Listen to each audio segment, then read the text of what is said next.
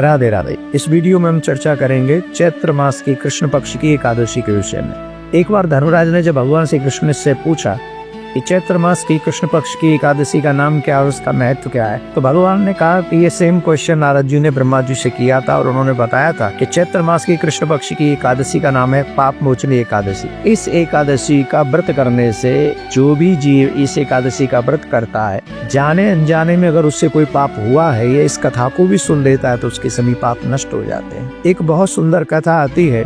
नारद जी को कहते ब्रह्मा जी एक बार मेधावी नामक एक ऋषि जंगल में वन में तप कर रहे थे। उनका तप बड़ा विचित्र था, बड़ा सुंदर था। उनके तप के वो युवा थे, उनके तप के कारण कामदेव उनका तप भंग करना चाहता था। तो मंजू घोषा नाम की एक अप्सरा को उनके पास में भेजा। तो युवा थे और मंजू घोषा के हाव भाव को देखकर ऋषि का तप भंग हुआ।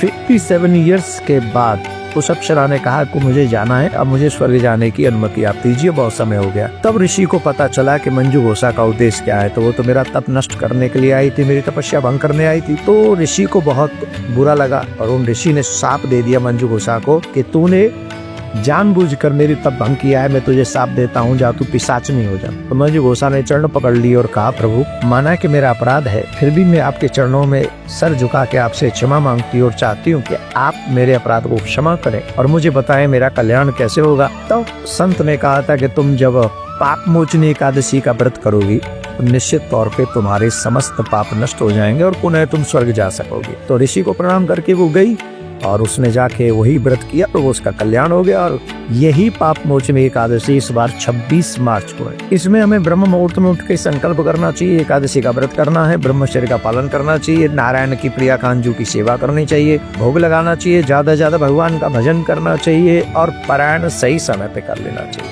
विशेष काम है ब्रह्मचर्य का पालन करें, क्योंकि कई बार ऐसा होता है हम एकादशी व्रत करते पर मर्यादाओं का पालन नहीं करते, जिसके कारण उसका फल नहीं लगता। मोस्टली लोगों को नहीं मिल पाता उसका फल। तो इसके लिए बहुत जरूरी है ब्रह्म मुहूर्त में उठे, स्नान करें, संकल्प करें व्रत करने का और फिर सत्य बोलें।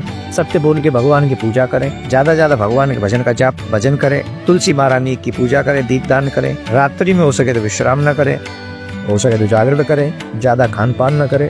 इन सब चीजों का ध्यान रखते हुए भगवान का जाप करें। तो 26 मार्च को हम एकादशी का व्रत करेंगे और 27 तारीख को जो पारायण का समय है वो सूर्य उदय होगा 5:55 पे और व्रत पारायण हम कर सकेंगे 5:55 पे हम प्रारंभ करें।